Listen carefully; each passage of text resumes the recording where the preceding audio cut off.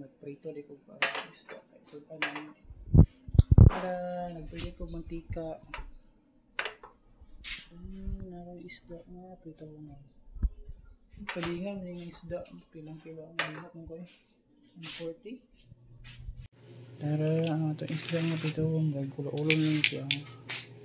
Wala na ako matong giprito. Ang ikog-ikog ani.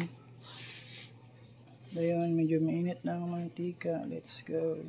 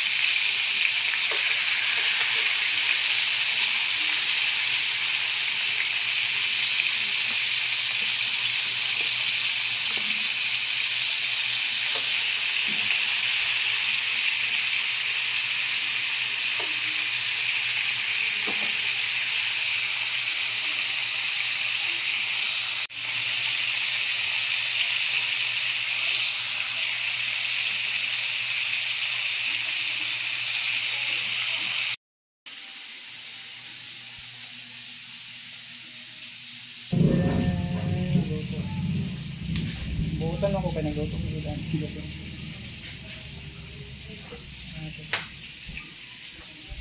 Bilhin ko nagluto ko dito.